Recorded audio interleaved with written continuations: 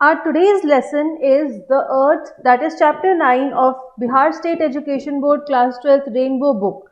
So आज हम ये चैप्टर पढ़ेंगे The Earth, written by H.E. Bates. और चैप्टर शुरू करने से पहले इसकी एक इंट्रोडक्शन देख लेते हैं. चैप्टर का नाम, स्टोरी का नाम द अर्थ क्यों है? क्योंकि इसमें दो फार्मर्स जो कि हस्बैंड वाइफ हैं, उनकी कहानी हमें बताई जा रही है कि उनकी जो लैंड है जिस पर वो फार्मिंग करते हैं वो लैंड भी उनकी नहीं होती, और with the passage of time वो रियलाइज़ ही नहीं करते कि उनके पास अपनी ज़मीन भी नहीं है, और फाइनली बुढ़ापे में आकर वो ज़मीन भी उनसे खो जाती है, उनके पास कुछ भी नहीं बचता. तो इंट्रोडक्शन देख लेते हैं. The present short story the earth set in the English countryside is about a farmer Johnson and his son Benji, who appears to be a simple-minded person. The story very well depicts the laziness of the parents and the growing selfishness and cunningness of their simple-minded son, who finally drives them away from their home. तो ये जो farmer है Johnson और उसकी wife, ये बहुत ज़्यादा worried होते हैं अपने बेटे को लेकर जिसका नाम है बेंजी, क्योंकि वो सिंपल माइंडेड होता है, सीधे दिमाग का. लेकिन जैसे जैसे टाइम बढ़ता जाता है उनका बेटा तो काम करने लग जाता है और पैसे भी कमाने लग जाता है और वो लैंड भी खरीदता है, जबकि उसके पेरेंट्स के पास उतना कोई लैंड नहीं है. वो सिर्फ एक किराए के लैंड पर फार्मिंग करते रहते हैं. फाइनली बेंजी ही वो लैंड भी खरीद लेता है और क्या होता है, उसके पेरेंट्स लैंडलेस हो जाते हैं, होमलेस हो जाते हैं, उन्हें घर से भी बेंजी निकाल देता है. बहुत ही टचिंग कहानी है. चलिए इसे पढ़ते हैं और समझते हैं. All that the Johnsons had was the earth. Very often it seemed as if it were all they had ever had. तो ये जो जॉनसन्स हैं, मिस्टर एंड मिसेस जॉनसन, इनके पास सिर्फ एक ज़मीन का टुकड़ा था और उन्हें कई बार लगता था कि इसके अलावा उनके पास और कुछ भी नहीं है. बट एक्चुअली ये ज़मीन का टुकड़ा जिस पर वो फार्मिंग करते थे वो इसके ओनर्स नहीं थे, वो यहाँ पर टेनेंट्स थे. और उन्होंने कभी ये चीज़ सोची ही नहीं कि चलो इसको खरीद लेते हैं, अपना बना लेते हैं. It was true that they also had possessions, a plow, a two-wheeled cart, tools, a bonny brown mare, which slowly dragged the plow and the cart about their rough 4-acre plot, but without the earth, these things were useless. It was true that they also had a son. 4 एकड़ में एकड़ क्या है? एकड़ is a unit of measurement. Land को major करने का एक यूनिट है. And a piece of land which measures 480 square yards is 4 acre. अब यहाँ पर राइटर कहते हैं कि लैंड के अलावा जॉनसन्स के पास एक प्लाउ था, एक छोटा सा कार्ट था और ऐसे टूल्स भी थे जो कि फार्मिंग में यूज़ होते हैं. लेकिन जब तक उनके पास अपना लैंड ही नहीं है तो ये टूल्स भी उनके लिए बेकार हैं, यूजलेस है. और उनके पास एक छोटा सा गधा भी था ब्राउन कलर का, जो कि धीरे धीरे इस प्लाउ और कार्ट को घसीटता था उनके 4 एकड़ के फार्म लैंड के ऊपर. और उनका एक बेटा भी था जिसका नाम था Benji. The Johnson son was named Benji and it was more than 30 years since they had surrendered to the idea that he was not right in his head. उसके दिमाग में कुछ प्रॉब्लम थी. It was not that he was insane or imbecile or even that he could not read and write and count figures, but only that he was simple, not quite like other people. ना तो वो पागल था, ना ही एम्बेसाइल यानी कि कमज़ोर दिमाग का या बेवकूफ़, या फिर ऐसा था कि वो पढ़ नहीं सकता, लिख नहीं सकता, ऐसा कुछ भी नहीं था, पर बस वो सीधे दिमाग का था.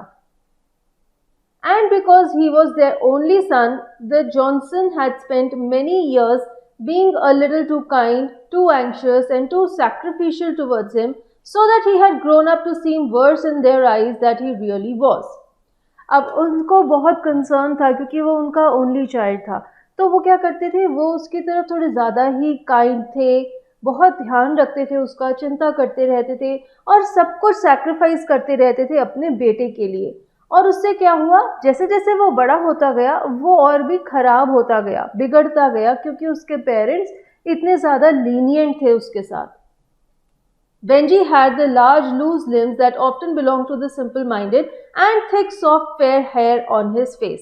He had the look of being a simple-hearted man as well as a simple-minded man. His eyes were blue and all day long he had a simple smile on his face. अब Benji के हाथ पैर कैसे थे, ढीले ढीले से थे जैसे कि सीधे दिमाग के लोगों के होते हैं, और उसके चेहरे पर थिक सॉफ्ट हेयर भी थे. और ऐसे लगता था उसे देखकर कि वो सिंपल हार्टेड भी है, मीन्स उसका दिल भी साफ है और उसका दिमाग भी बिल्कुल खाली है. उसकी आंखें नीले रंग की थी और पूरा दिन उसके चेहरे पर एक मुस्कुराहट रहती थी।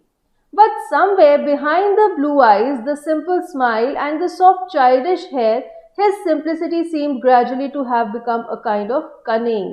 Cunning means selfish. ठीक है, तो वैसे तो देखने में उसका चेहरा बच्चों जैसा था, बहुत ही सॉफ्ट सी नीली आंखें थी, सिंपल सी स्माइल थी, बच्चों जैसे बाल थे, लेकिन धीरे धीरे ऐसा लगता था कि उसकी जो सिंप्लिसिटी है वो कनिंगनेस में बदलती जा रही है, वो सेल्फिश होता जा रहा था। It was more than 30 years since the Johnsons, realizing that he was not quite like others, had taken Benji to a doctor. This doctor had persuaded them that he needed interest that would strengthen his mind. Persuaded means convinced. तो almost 30 साल हो गए थे, means Benji की उम्र भी इतनी है, तो इतना टाइम हो गया था कि जॉनसन्स बहुत कंसर्न थे बेंजी के लिए, इसलिए वो उसे एक डॉक्टर के पास लेके गए। अब डॉक्टर ने उन्हें ये सजेशन दिया कि आप उसको किसी ऐसे एक्टिविटीज में डालो, उसे कुछ ऐसे इंटरेस्ट दो जिससे कि उसका दिमाग स्ट्रेंथन होगा। It would be good if they gave him something to do, some occupation which would develop him. तो उन्होंने ये सजेशन दिया कि इसे कुछ काम दो करने के लिए, कुछ ऐसा काम जिससे इसकी डेवलपमेंट इंप्रूव होगी, इसका दिमाग डेवलप होगा। It would help a great deal if they gave him a special interest to feed his sense of responsibility. You are people on the land, the doctor said. Let him keep hens. तो doctor ने कहा कि तुम लोग तो खेती बाड़ी करते हो, फार्मर्स हो, तो तुम इसे कह दो, इसे हेन्स रखने का काम दे दो, कोई भी ऐसा काम दो जिसमें कि इसे अपनी जिम्मेदारी फील हो। So for many years, Benji had kept hens, and what the earth was to his mother and father, the hens were to Benji. They were almost all he had. तो बहुत साल बेंजी ने hence पाली। जिस तरह से उसके माँ बाप जमीन पर काम करते थे, बेंजी हेन्स पर काम करता था, and that is what he had. When he came from school, cut off by his simplicity from other children, Benji went straight home to his hens, which he kept in a wire coop that his father had made at the back of the house. Coop क्या होता है? Coop is an enclosed place shut in with wire netting. Coop is a place जहां पर hence को रखा जाता है, जाली का बना हुआ एक बक्सा। तो जैसे ही बेंजी स्कूल से आता था, वो इतना सिंपल था कि वो बाकी बच्चों की तरह खेलने नहीं जाता था, वो सीधा अपनी हेन्स के पास जाता था, और वो हेन्स घर के पीछे में एक कूप में रखी हुई थी जो कि बेंजी के डैड ने बनाया था। At first he kept 10 or a dozen hens, all colors and breeds, brown and speckled and black and white, and the coop was small. Speckled का मतलब है स्पॉटेड, मीन्स उनकी स्किन के ऊपर छोटे छोटे स्पॉट्स थे दूसरे कलर के। Dozen here means number, counting of 12। तो इनिशियली जब बेंजी ने मुर्गियां पालना शुरू की, उसने 10 या 12 मुर्गियां रखी थी, अलग अलग कलर्स की थी, अलग अलग ब्रीड्स की थी, कोई ब्राउन कलर की, कोई ब्लैक एंड वाइट, किसी पे स्पॉट्स थे, और वो जो कूप था वो भी छोटे साइज का था। He fed the hens simply on the scraps from the table, seeded cabbages strung from the wire, a little maize, and on corn ears which he gleaned in the late summer from his father's acre of stubble. Scrap का मतलब है food left in plate. जब हम खाना खाते हैं तो जो खाना हमारी प्लेट में बच जाता है। Cabbages, seeded cabbages means cabbages which had been left in the ground too long and had flowered and produced seeds. Means आपने कैबेज को खेत में उगाया और कुछ कैबेज के पौधे खेत में ही रह गए। अब जब वो पकते जाती है तो उसमें बीज आने लग जाते हैं फूलों के बाद, तो वो वाले जो बीज हैं वो है seeded cabbages. Glenn means collected और गैदर्ड और picked up, and stubble is a stock of grain.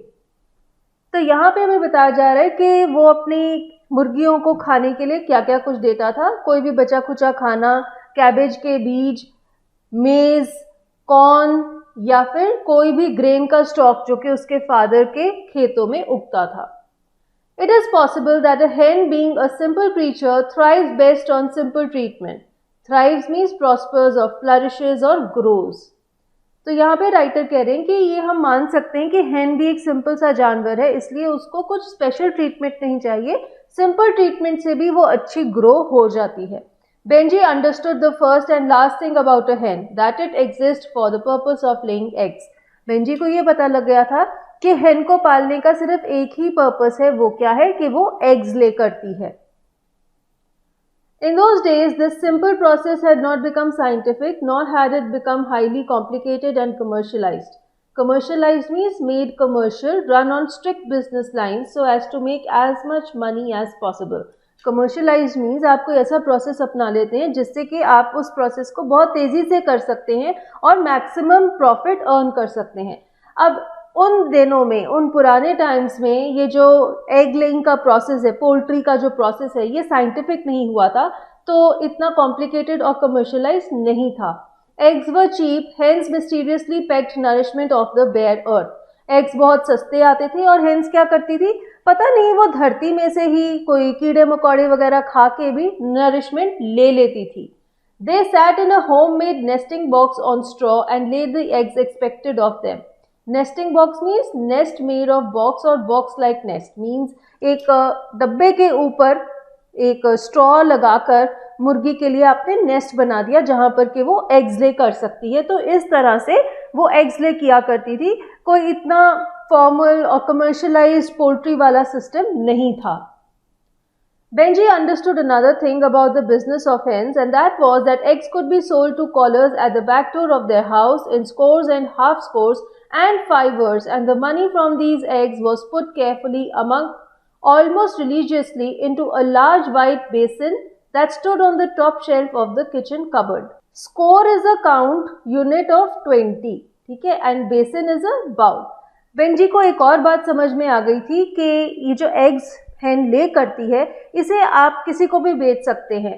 किसी ने अगर आपको फ़ोन किया कि उसे एग्स चाहिए तो आप जाकर उसके घर के बैक डोर से उसे एग्स डिलीवर कर सकते हैं. और एग्स कैसे सेल होते थे, 20 की काउंटिंग में या फिर 10 की काउंटिंग में या फिर 5 की काउंटिंग में. मीन्स लोग या तो 5 एग्स खरीदेंगे या 10 उसके मल्टीपल्स या 20 के मल्टीपल्स में.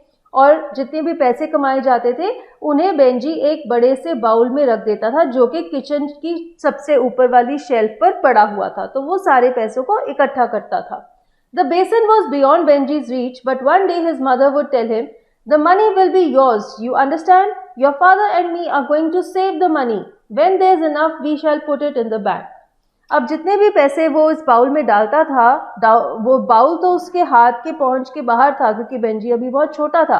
तो उसकी मॉम ने उसे कहा कि हम ये सारे पैसे तुम्हारे लिए बैंक में डाल देंगे और तुम्हारे ये पैसे हम इकट्ठे कर रहे हैं, जब तुम बड़े हो जाओगे तो तुम्हें ये पैसे मिल जाएंगे. The bank will give interest on it and then one day when you are 21 it will be yours by rights. तो उसने कहा कि बैंक में तुम्हें इन पैसों पर इंटरेस्ट भी मिलेगा, ब्याज भी मिलेगा, और जब तुम 21 ईयर्स के हो जाओगे तब ये पैसे तुम्हारे हो जाएंगे. It will all be yours and you can do what you like with it. Do you understand? And Benji would simply smile at his mother and से येस, ही अंडरस्टूड. तो उसकी मदर फर्दर उसे कहती थी कि जब तुम बड़े हो जाओगे पैसे तुम्हें मिल जाएंगे, तुम इनसे कुछ भी कर सकते हो. और वो पूछती थी क्या तुम्हें मेरी बात समझ में आई? तो बेंजी सिंपली स्माइल करके कहता था कि हाँ, समझ में आ गई. As time went on, Benji began to keep many more hens. Soon there were more eggs than could be sold at the back door, and by the time Benji had left school at 14, he had 40 or 50 hens and about as many laying pullets, and these were producing an average of 200 eggs a week. Pullet क्या होती है? Young hens that have begun laying eggs. Means ऐसी hens जिन्होंने अभी अभी अंडे देना शुरू किया है. जैसे जैसे समय बीतता गया बेंजी और हेन्स पालने लगा और उसके जो एग्स प्रोड्यूस होते थे वो इतने ज़्यादा थे कि ऐसा नहीं था कि सिर्फ लोगों के घरों के दरवाजे पर ही डिलीवर करने से पूरा हो जाएगा. उसके पास और सरप्लस एग्स भी होते थे. तो जब वो 14 साल का था और उसने स्कूल छोड़ा तो उसके पास 40-50 मुर्गियाँ हो गई थी और 40-50 यंग हेन्स भी थी जिन्होंने अभी अभी अंडे देना शुरू किया था. और वो एवरेज में हर हफ्ते 200 एग्स ले कर रहे थे. Soon he would set off 3 times a week with a large basket of eggs on a wheel truck and hawk them in Castell, the nearest town. By this time the money no longer went into the basin but straight into the bank. Unload, hawk का मतलब है unload. जल्द ही Benji के पास इतनी ज़्यादा surplus eggs होने लग गए थे कि हफ्ते में 3 बार उसे शहर जाना पड़ता था. वो इन एग्स को एक ट्रक में डालता था और उन्हें ले जाकर कैस्टल, जो कि उसके विलेज के सबसे पास वाला शहर था, वहाँ जाके उन्हें दे आता था. और अब जो पैसे वो कमाता था उन्हें वो उस बाउल में नहीं डालता था, सीधा बैंक में जमा करता था. Benji could read, and a year or two afterwards he read in a paper that it was better to segregate breeds of hen, keeping white leghorn separate from Rhode Islands and young from old. Segregate means to separate, अलग अलग करना, और white leghorn और Rhode Island क्या है? दो बहुत ही मशहूर ब्रीड्स हैं मुर्गियों की।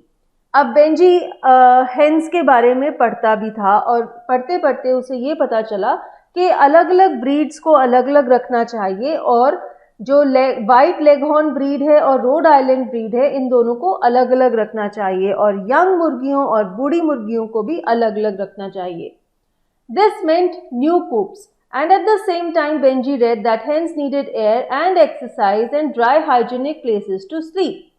अब जब उसे ये पता लगा कि मुर्गियों को अलग अलग रखना चाहिए तो उसे और ज़्यादा कूप्स चाहिए थे ताकि वो उन्हें अलग अलग कर सके, और साथ ही साथ उसने ये भी पढ़ा कि हेन्स को बेटर एयर चाहिए, ज़्यादा एक्सरसाइज चाहिए और सूखी हाइजीनिक जगह चाहिए सोने के लिए ताकि उनकी हेल्थ अच्छी रहे।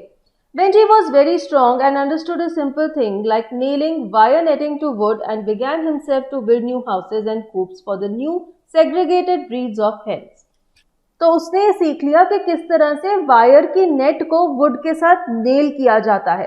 तो जब उसने ये प्रोसेस सीख लिया तो वो खुद ही कूप्स बनाने लग गया और हेन्स को अलग अलग करने लग गया according to the different breeds.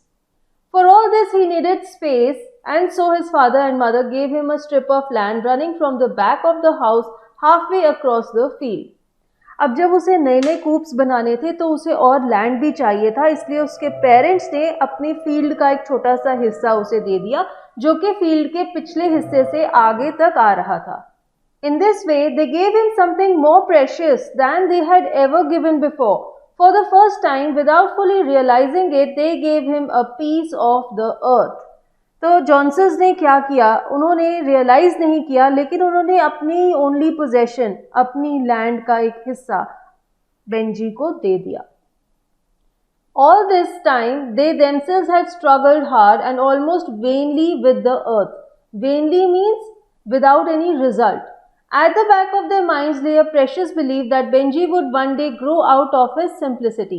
पूरे जिंदगी जॉनसन्स ने बहुत स्ट्रगल किया था और उन्हें धरती से कुछ ज़्यादा बेनिफिट भी नहीं मिला था, लेकिन उन्हें एक ही आशा थी कि एक दिन उनका बेटा बेंजी सिंप्लिसिटी से बाहर निकल आएगा और वो भी नॉर्मल लोगों की तरह सोच पाएगा। In the same way, they cherished a silent belief that the earth would one day outgrow its poverty. और साथ ही साथ वो एक और चीज़ को भी मानते थे अपने मन ही मन में कि एक दिन धरती भी उन्हें अच्छा रिवॉर्ड देगी, कुछ फ़ायदा देगी। The earth had yielded stubbornly for them, and the reason, like Benji, was simple. The reason was not on the earth but in themselves. For most of their lives they had put rather more value on faith than sweat.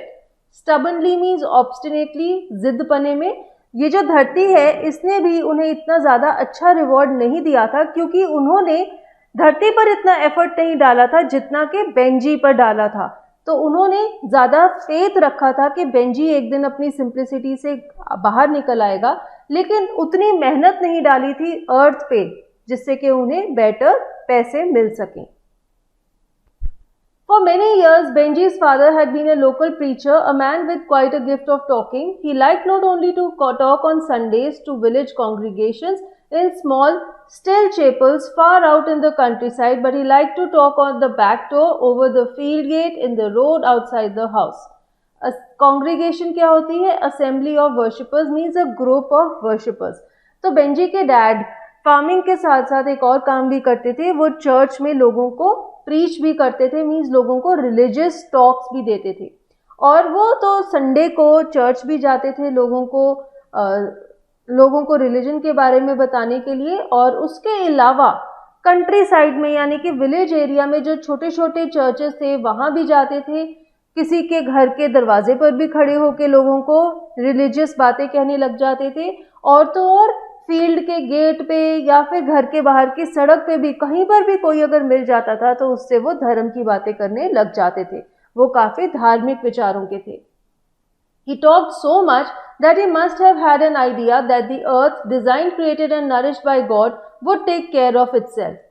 तो वो इतना ज़्यादा believe करते थे God में कि उनका ये मानना था कि जो धरती है ये भी भगवान ने ही बनाई है, भगवान ही इसे नरिशमेंट देते हैं, तो वो ही इसका ध्यान भी रख लेंगे.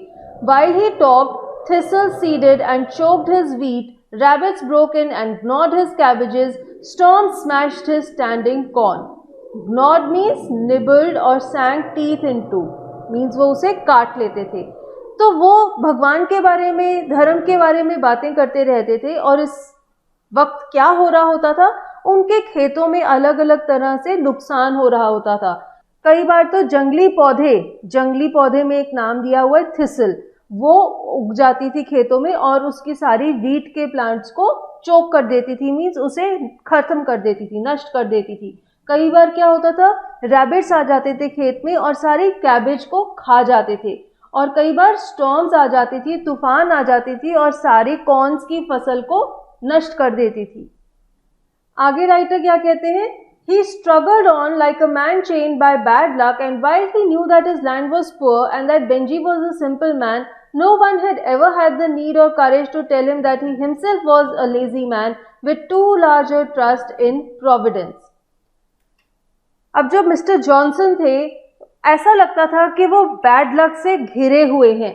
उनको पता था कि उनके ज़मीन में जो उपजाऊ वैल्यू है, फर्टिलिटी है, वो कम है. उन्हें पता था कि बेंजी एक सिंपल सा बच्चा है, लेकिन फिर भी कोई भी कभी भी उन्हें ये नहीं कहता था कि आप खुद ही लेज़ी हैं और आपकी लेज़ीनेस की वजह से ही आपका लैंड भी इनफर्टाइल है और आपका बेटा भी सिंपल माइंडेड है. वो इतना ज़्यादा भगवान में विश्वास रखते थे और वो हर वक्त यही सोचते रहते थे कि भगवान ही सब कुछ करेगा. क्यों? क्योंकि वो खुद लेज़ी थे.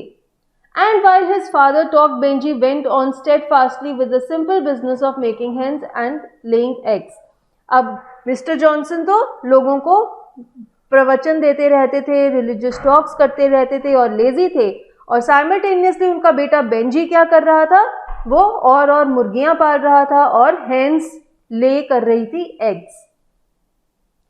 Part of the field at the back of his father's house began to resemble a quivering checkerboard of black and brown and white feathers.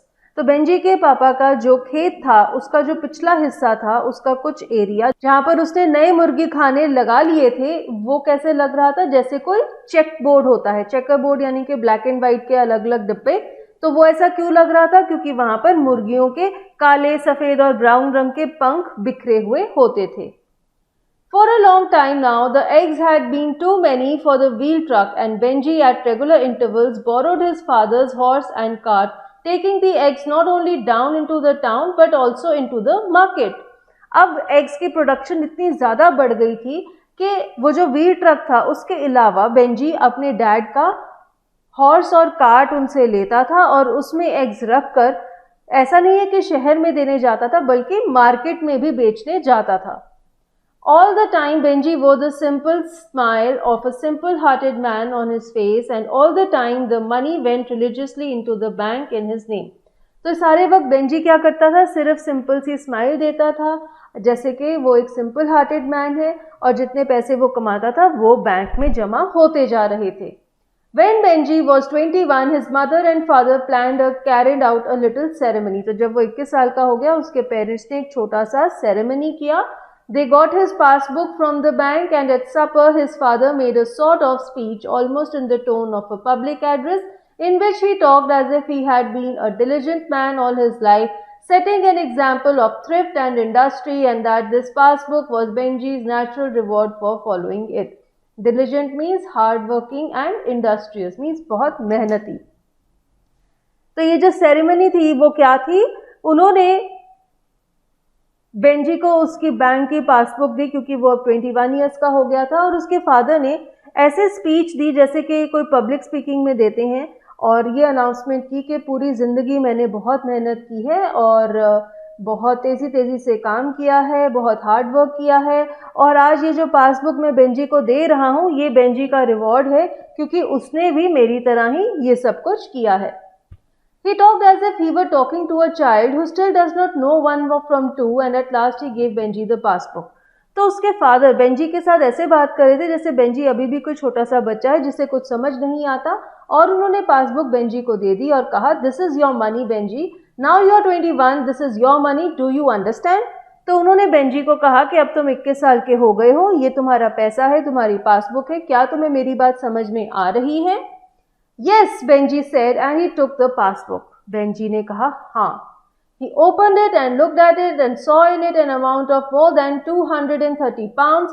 Then he shut up the passbook and put it into his pocket. तो Benji ने passbook खोला, उसमें balance amount देखा कितना है, 230 pound से ज्यादा, और फिर उसने पासबुक बंद करके अपनी जेब में डाल ली. Benji's mother and father did not speak. अब उसके पेरेंट्स उससे कुछ और एक्सपेक्ट कर रहे थे, लेकिन उन्होंने कुछ नहीं कहा. A strange tremor of a peculiar emotion went through them both, a mixture of disappointment, fear, pride and pain. अब पूरी जिंदगी बेंजी को सिंपल माइंडेड पर्सन से निकालने के चक्कर में उसके पेरेंट्स ने अपना सब कुछ गंवा दिया. आज बेंजी के पास तो बैंक की पासबुक में 230 पाउंड से ज्यादा थे, लेकिन उसके पेरेंट्स के पास क्या था? उनके पास तो कुछ भी नहीं था. तो क्या हुआ?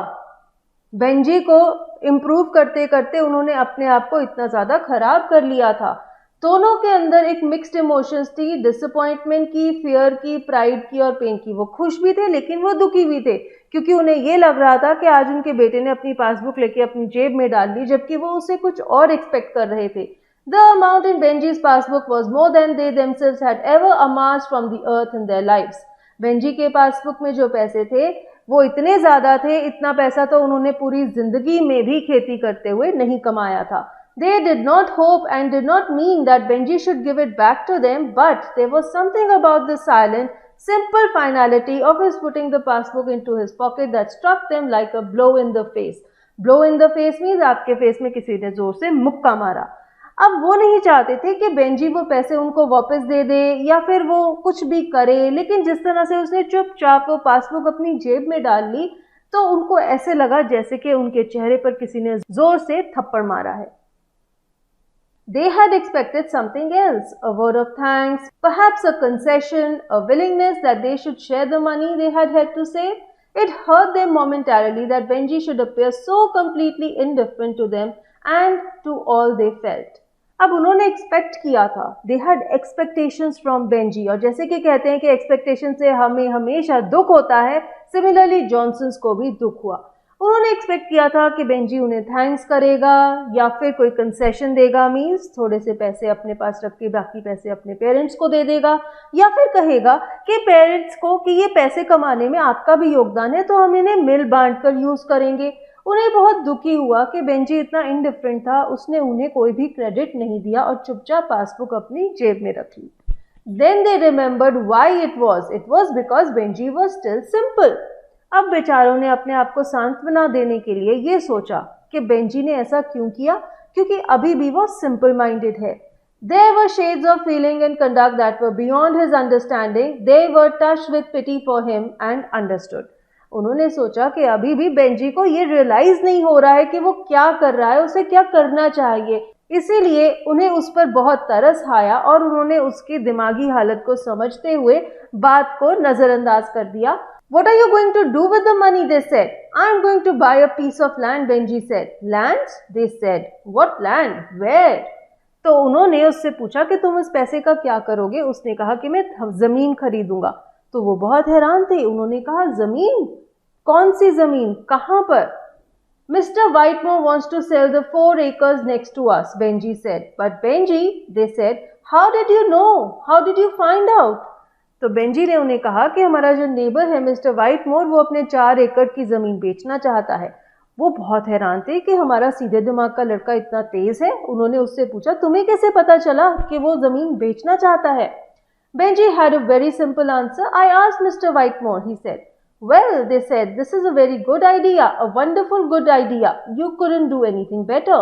तो बेंजी ने कहा कि मैंने उनसे पूछा था, और फिर उसके पेरेंट्स बहुत खुश थे ये जानकर कि उनका बेटा अपने पैसों को इतनी अच्छे तरीके से यूज करने का सोच रहा है.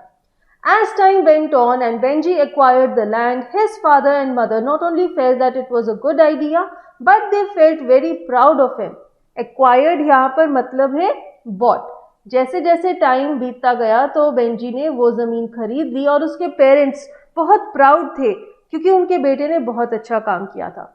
They had that kind of pride in him that parents have in a child that says its first word or takes its first step. जैसे कोई बच्चा होता है, जब वो पहला शब्द बोलता है या पहली बार चलने लगता है तो उसके पेरेंट्स को इतना अच्छा लगता है, इसी तरह से बेंजी के पेरेंट्स को अच्छा लग रहा था ये देखकर कि बेंजी ने ज़मीन खरीदी थी. Benji, a simple-minded man, had taken his first step in normal adult things. It was wonderful too, and that he had taken the step without help, without force or prompting. अब वो इतने ज़्यादा खुश इसलिए थे क्योंकि बेंजी, जो कि एक सिंपल माइंडेड पर्सन था, पहली बार उसने ज़िंदगी में एक नॉर्मल काम किया था जो कि नॉर्मल लोग करते हैं, और बिना किसी की मदद के, बिना किसी के कहे, खुद से उसने ये काम कर लिया था. All his life they had treated him as a child that will not grow up, and now suddenly he had grown up. Though they could scarcely realize it, Benji was a man of property. Man of property means a person who owns property. अब पूरी ज़िंदगी तो वो उसे बच्चे की तरह treat करते आ रहे थे और उन्हें ये लगता था कि ये कभी बड़ा ही नहीं होगा, लेकिन अचानक से बेंजी अब बड़ा हो गया था और उन्हें ये चीज़ रियलाइज़ ही नहीं हो रही थी कि बेंजी अब बहुत अमीर हो गया था, वो धरती का मालिक था. For the next 4 or 5 years, Benji went on creating more houses for more hens and then selling more eggs and making more money. He was still a simple man. अगले 4-5 साल बेंजी ने सिर्फ यही किया, और मुर्गियां पालता गया, उनके लिए और कूप बनाता गया, और अभी भी वो एक सिंपल मैन ही था. He could not have made a pair of boots. He knew nothing about the stock market, but he knew everything about a hen. Stock market is a building where people buy and sell shares in commercial firms. से आप एक काम करते हैं, buying and selling of shares, जिससे कि आप profit earn करते हैं. His hens were still to him what the earth was to his parents, all he had and all he understood. ना तो बेंजी जूते बना सकता था, ना तो स्टॉक मार्केट में काम कर सकता था. मीन्स बेंजी को मुर्गियां पालने के अलावा और कुछ नहीं आता था, और अभी भी बेंजी के लिए मुर्गियां वही थी जो कि उसके पेरेंट्स के लिए धरती थी. Means the only possession that they had. There was only one difference between Benji's hens and his parents' land. The hens belonged to Benji. The land had never belonged to his parents, who had rented it now for 40 years on a yearly tenancy from a man named Sanders. एक फर्क था Benji में और उसके माँ बाप में. Benji अपनी मुर्गियों का मालिक था, जबकि उसके माँ बाप अपनी ज़मीन के मालिक नहीं थे. 40 साल से वो इस ज़मीन पर काम तो कर रहे थे, लेकिन वो टेनेंट्स थे और वो हर साल किराया भरते थे, और इस ज़मीन का मालिक था Sanders. They had often spoken of buying the land, but somehow the scheme never came to anything. बहुत बार वो सोचते थे कि चलो हम इस धरती को खरीद लेते हैं, लेकिन कभी भी खरीद ना पाए. It was easier for Benji's father to stand at the door and talk, or to talk in the pulpit and trust in God, than to make a business proposition. Pulpit is a podium or dais, means a platform. अब mister Johnson बातें करने में बहुत अच्छे थे. किसी को भी रिलीजियस सर्मन देना है, लेक्चर देना है, भगवान में फेथ रखना है, ऐसी बातें वो कर सकते थे. लेकिन किसी को अगर बिजनेस के बारे में बात करनी है, कोई बिजनेस डील करनी है, उसमें वो इतने अच्छे नहीं थे. And now at 65 they were too old to think of buying land, even if there had been any money for buying land. और अब वो 65 years के हो गए थे, काफ़ी बूढ़े हो गए थे, तो अब तो अगर उनके पास पैसे होंगे भी तो भी ज़मीन खरीदना उनके लिए बहुत मुश्किल था. And suddenly the land was for sale, their land, their earth, which was all they had. The town was spreading, the man named Sanders said, and everywhere people wanted land for building. Either he must sell the land for building or he must sell the land to them. अचानक से वो जो धरती का टुकड़ा था जहाँ पर मिस्टर एंड मिसेस जॉनसन खेती करते थे, वो धरती का टुकड़ा सेल के लिए था. सैंडर्स ने उन्हें कहा कि शहर फैलता जा रहा है तो लोग वहाँ पर बिल्डिंग बनाना चाहते हैं, या तो मैं ज़मीन को किसी बिल्डर को बेच दूंगा या फिर आप मुझसे ज़मीन खरीद लो. They felt lost and distracted. They had lived a vague, trusting life without system, with a simple-minded son to rear, with an infinite faith in God, but with little or no faith in fertilizers. Distracted means sidetracked. एकदम से अचानक से mister and Mrs Johnson को ऐसा लगा कि वो गुम गए हैं, उनके पास अब लाइफ में कुछ करने के लिए ही नहीं है, क्योंकि पूरी ज़िंदगी उन्होंने ऐसे ही वेगली निकाल दी. वो सिर्फ ज़िंदगी पर और भगवान पर विश्वास रखते थे और अपने बुद्धू से बेटे को बड़ा करने में लगे हुए थे, और भगवान में उनका विश्वास इतना ज़्यादा था कि उन्होंने कभी भी सीरियसली अपनी खेतीबाड़ी की ही नहीं. और इतना पैसा नहीं कमाया कि आज वो ज़मीन भी खरीद सकें, तो उन्हें ऐसे लग रहा था कि अब उनके पास कुछ भी नहीं बचेगा। As a result, they had nothing. Even the earth which they had regarded as inviolate was not theirs and was about to be taken away from them. Inviolate means not open to any threat or attack. Mr. and Mrs. Johnson के पास कुछ भी नहीं था। वो धरती का टुकड़ा जो कि 40 साल से जिस पर वो खेती कर रहे थे, उन्हें लगता था कि वो तो उनके पास ही रहेगा। लेकिन आज जब मिस्टर सैंडर्स ने ये कहा कि वो उस धरती के टुकड़े को बेचना चाहते हैं, तो अब उन्हें ये लग रहा था कि वो धरती भी उनसे जुदा हो जाएगी, उनके पास कुछ भी नहीं बचेगा। Deeply and painfully upset, they went to the man named Sanders and told him how it was. वो बहुत ज़्यादा दुखी थे, तो उन्होंने सैंडर्स को अपनी हालत के बारे में बताया। I don't see no way of getting the money, Benji's father said. So we must get out at Michlemas. That's all. तो बेंजी के फादर ने कहा कि मुझे नहीं लगता कि हमारे पास पैसे हो पाएंगे कि हम इस धरती को खरीद सकें, इसीलिए हमें इसे छोड़कर मिचेलमास पर जाना चाहिए। यही एक सोल्यूशन है। Don't you worry, Sanders said. Don't surprise me. You can't see your way to do it, but I can tell you this: if you can't buy it, somebody not far away will. Who will buy it? They said. Benji, he said. तो Sanders ने उन्हें कहा कि मुझे ऐसा मत कहो, चिंता मत करो, लेकिन मैं तुम्हें बता सकता हूं कि अगर तुम ये धरती को नहीं खरीदोगे तो कोई और इसे खरीद लेगा। मिस्टर जॉनसन ने पूछा कौन, और सैंडर्स ने कहा Benji. They went home feeling that this was the supremely important moment of their lives. It seemed like the moment of reward. If their faith had been shaken, it was now completely whole again. बेचारे mister and Mrs Johnson बहुत ज़्यादा खुश थे ये सोचकर कि उनका बेटा उनके लिए उनकी ज़मीन खरीदने वाला है। इतने ज़्यादा खुश थे, उन्हें लग रहा था कि उन्हें उनकी ज़िंदगी का रिवॉर्ड मिल गया है। और अब उन्हें लग रहा था कि उनका जो भगवान पर से भरोसा उठ रहा था वो वापस से रिस्टोर हो गया है। वो भगवान को थैंक्स कर रहे थे। They saw that there could be joy and satisfaction and ultimate good even in the raising of a simple-minded son. पहली बार उन्हें ये लगा कि चाहे उनका बेटा सीधे दिमाग का ही है, लेकिन उसे पालने से भी उन्हें बहुत खुशी मिली, सेटिस्फैक्शन मिली, और फाइनली उनका कुछ फायदा होने वाला है क्योंकि आज उनका बेटा उनकी ज़मीन उनके लिए खरीदेगा। We never knew Benji. We never even suspected, they said. What made you do it? What are you going to do? I'm going to put up more incubator houses, Benji said. तो Benji के parents ने कहा कि अरे Benji, हमने तो कभी सोचा भी नहीं था कि तुम इतनी ज़मीन खरीद लोगे, तुम क्या करोगे? तो बेंजी ने कहा कि मैं और इंक्यूबेटर हाउसेस लगाऊंगा और मुर्गियां पालूंगा। Again, as when they had given Benji the passbook, they did not speak. They had expected something else without quite knowing what, a word, a small concession perhaps, an assurance that things would go on as before. अब जब उन्होंने Benji को passbook दी थी और उसने चुपके से अपनी पॉकेट में रख ली थी, तो उन्हें बहुत बुरा लगा था। सेम उन्हें अभी भी ऐसा ही लगा, क्योंकि उन्होंने सोचा था कि शायद बेंजी ये कहेगा कि ये ज़मीन मैं आपके लिए खरीद रहा हूँ ताकि आप इस पर अपनी खेती करते रहो, या कुछ भी ऐसा कहे जिससे कि उसके पेरेंट्स को भी लगे कि बेंजी उनके लिए कुछ कर रहा है, लेकिन ऐसा बेंजी ने कुछ भी नहीं कहा। But there was nothing, only the same simple finality as when Benji had taken possession of the passbook. They were momentarily pained. Benji ने कुछ भी नहीं कहा। जिस तरह से उसने तब पासबुक लेके अपनी जेब में रख ली थी, उसी तरह से अब उसने उन्हें सिंपली ये कहा कि मैं उस ज़मीन पर और इंक्यूबेटर हाउसेस लगाकर और मुर्गियां पालूंगा। तो कुछ देर के लिए उन्हें उसकी बात से दुख हुआ। Then they knew again why it was. There are some things which are forgivable to a simple-minded man. The simple-minded, as they knew quite well, do not always understand. तो फिर से उन्होंने बेंजी को माफ़ कर दिया, ये सोचकर कि वो सीधे दिमाग का है और वो इतना ज़्यादा बातों को सोच नहीं सकता, और इसी वजह से उसे माफ़ कर दिया। By this time, Benji was almost 40 and it was only to them that he remained a simple-minded man.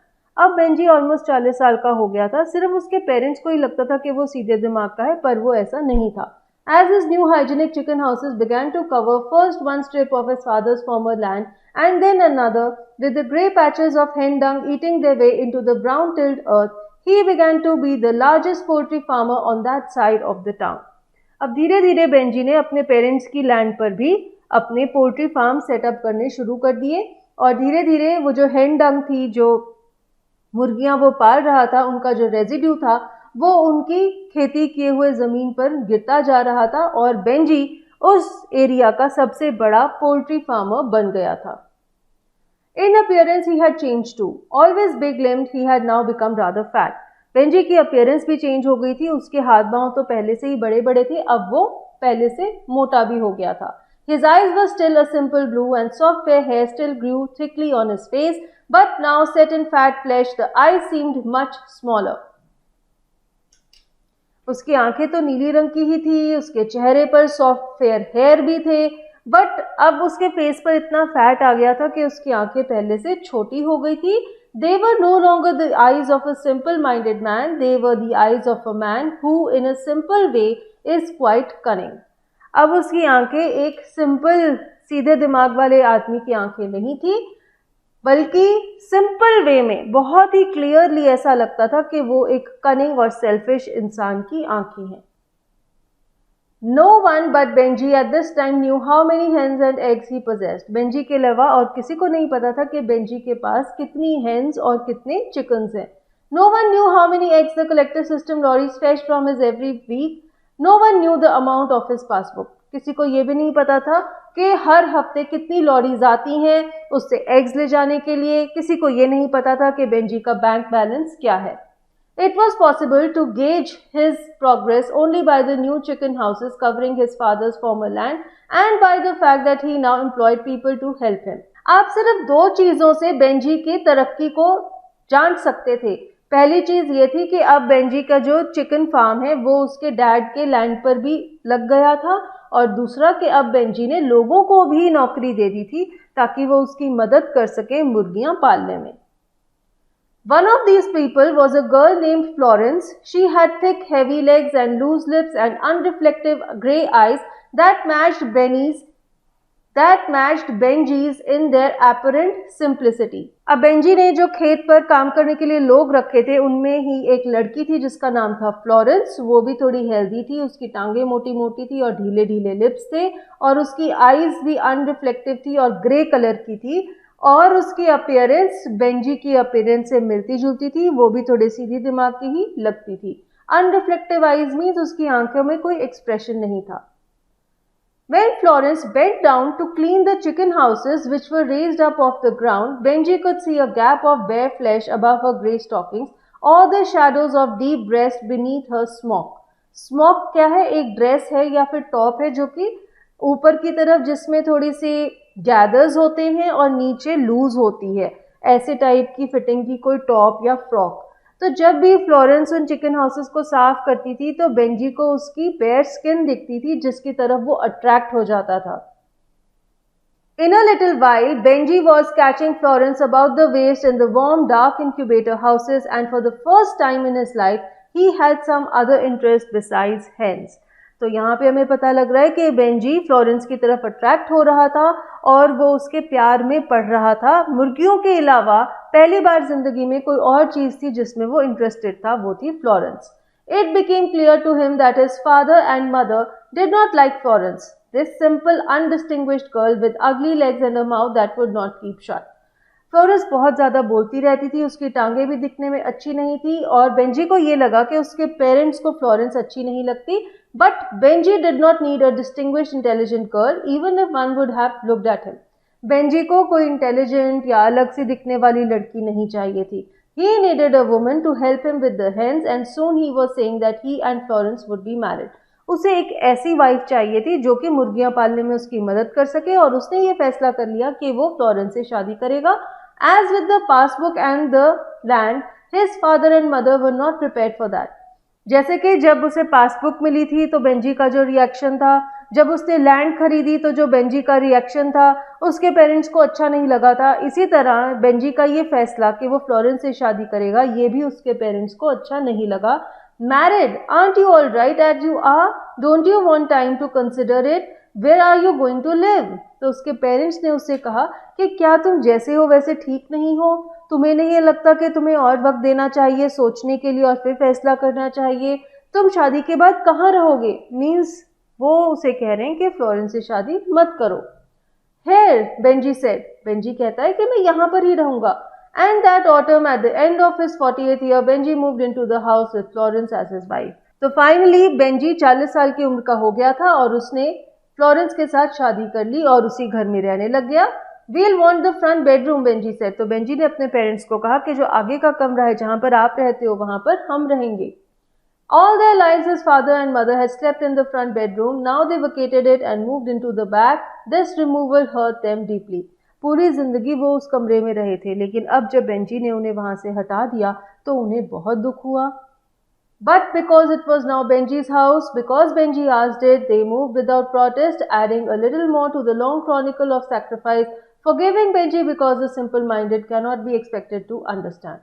Long chronicle. Chronicle is account or record. Benji का घर था, बेंजी ने कहा था, इसलिए उन्होंने कोई भी प्रोटेस्ट नहीं किया और उसकी बात मान ली। और उनका जो लंबा सा अकाउंट था, लंबा सा चिट्ठा था सैक्रिफाइस का, उसमें एक और एंट्री हो गई कि आज उन्होंने अपना कमरा भी खाली कर दिया बेंजी और उसकी वाइफ के लिए। और साथ ही साथ उन्होंने बेंजी को माफ़ भी कर दिया क्योंकि वो एक सीधे दिमाग का इंसान था और उससे वो ज़्यादा कुछ एक्सपेक्ट नहीं कर सकते थे क्योंकि उसे इतनी समझ नहीं थी। But the problem of the girl was different. It seemed to them that the girl was about to take Benji away from them. Florence उनके लिए एक प्रॉब्लम थी और उन्हें यह लग रहा था कि वो उनके बेटे को उनसे दूर कर देगी।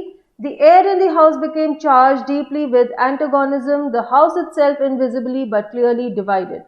And then presently it became divided in actuality. Up to that time the four people had eaten together. Antagonism means ill feeling. अब घर की जो हवा थी, घर का जो माहौल था, उसमें एक दूसरे के लिए अच्छी फीलिंग्स नहीं थी क्योंकि फ्लोरेंस और बेंजी की मॉम मिसेस जॉनसन एक दूसरे को पसंद नहीं करती थी। पहले तो सबके दिलों में ही एक डिवीजन थी, लेकिन वो फिर डिवीजन बाहर भी आ गई और वो घर जिसमें कि अब तक तो सब चारों लोग इकट्ठे खाना खाया करते थे, वो भी अलग अलग हो गए। Suddenly Benji's mother did not like the way Florence scoured the saucepans. Scoured means rubbed and clean. अब बेंजी की मॉम को नहीं पसंद था कि फ्लोरेंस जिस तरह से बर्तन धोती है। I always scour them with soda. Soda's always been good enough for me and always will. तो उन्होंने कहा कि मैंने आज तक सिर्फ सोडा के साथ ही बर्तन धोए हैं, वो बहुत अच्छा है और हमेशा अच्छा रहेगा। When Benji heard of the quarrel, he had a very simple solution. That settles it, he said. Now you eat in the kitchen and we'll eat in the other room. जब बेंजी को पता लगा कि उसकी माँ और उसकी बीवी आपस में लड़ाई झगड़ा कर रहे हैं तो उसके पास एक बहुत ही सिंपल सा सोल्यूशन था। उसने कहा कि अब से मम्मी पापा आप लोग किचन में ही खाना खाओगे और हम दूसरे कमरे में बैठकर खाना खाएंगे। And throughout that winter, Benji and his wife lived in one part of the house and his father and mother in the other. तो अब घर के दो हिस्से हो गए थे। बेंजी और उसकी वाइफ एक हिस्से में रहते थे और उसके पेरेंट्स दूसरे हिस्से में रहते थे। To the old people, the days began now to seem very long, and as they looked out on the land, they could see the reason.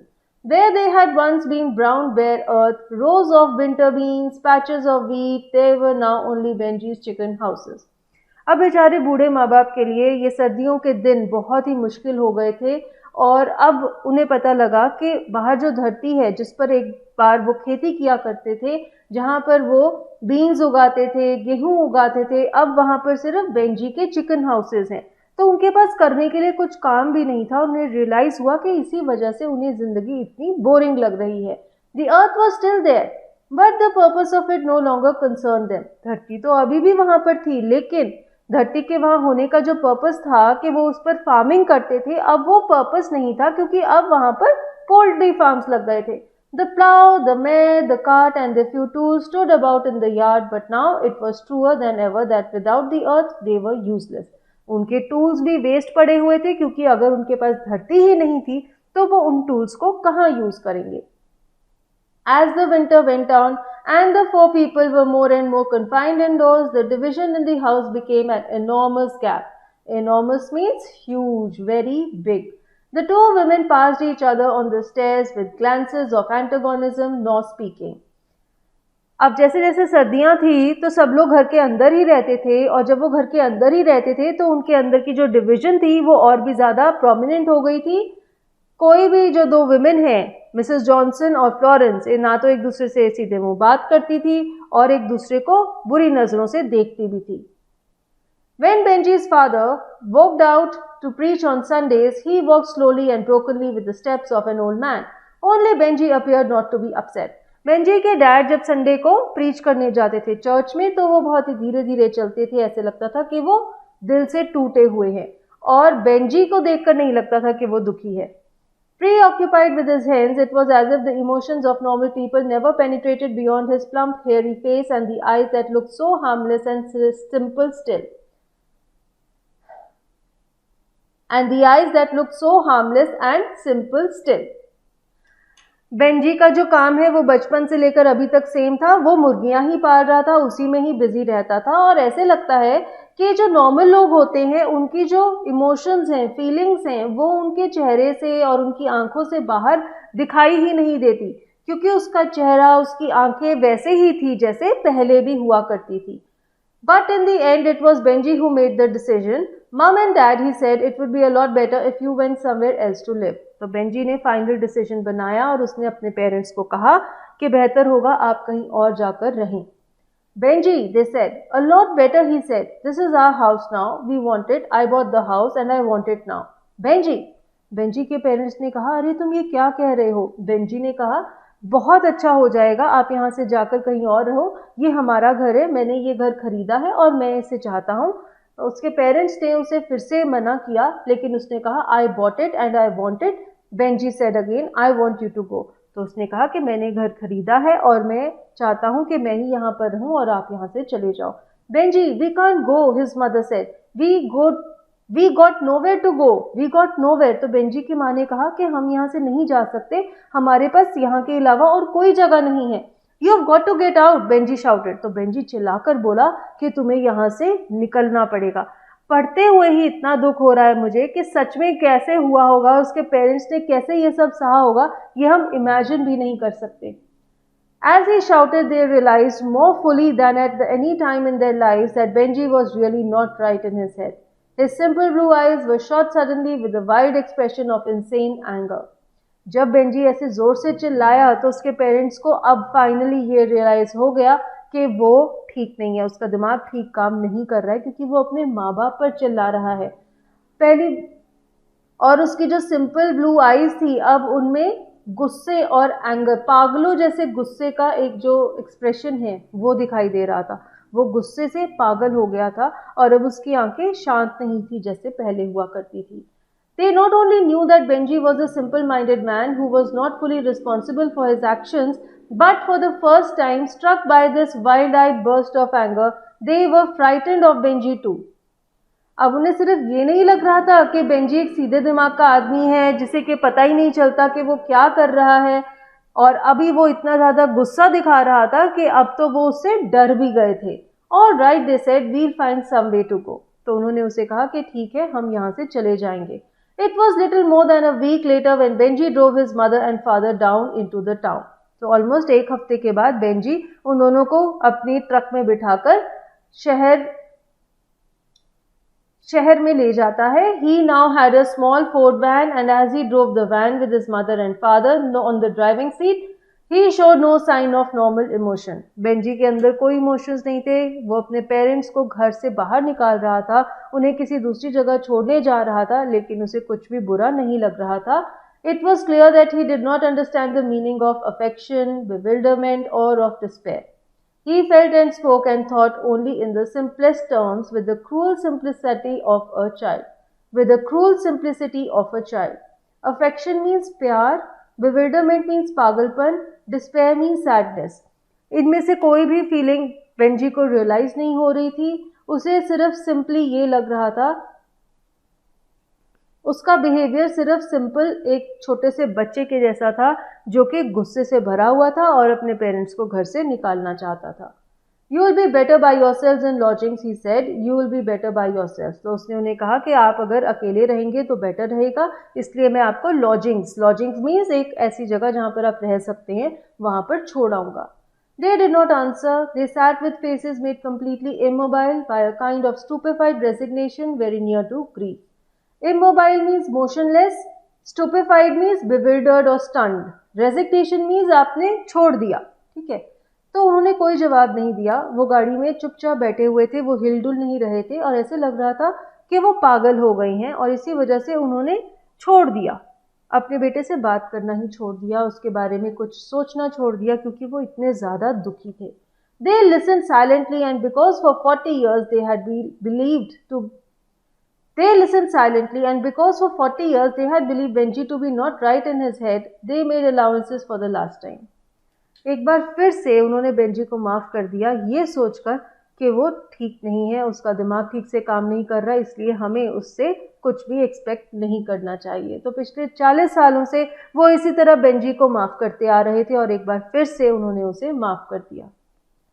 Down in the town, the car stopped in a street filled entirely with houses. Benji did not get out of the van, but his father's and mother's belongings had already gone, and now they alighted empty-handed.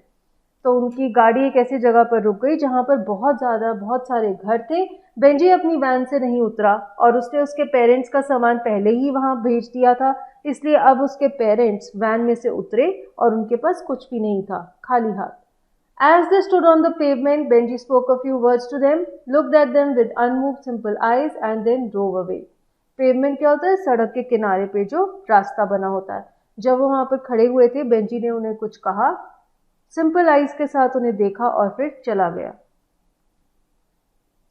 When the van had gone, they stood alone on the pavement, looking at the ground. They stood as if they had alighted in a strange place, were not sure of themselves and did not know what to do. तो जब Benji वहां से चला गया तो वो चुपचाप जमीन को देख रहे थे और एक अजीब सी जगह पर खड़े हुए थे।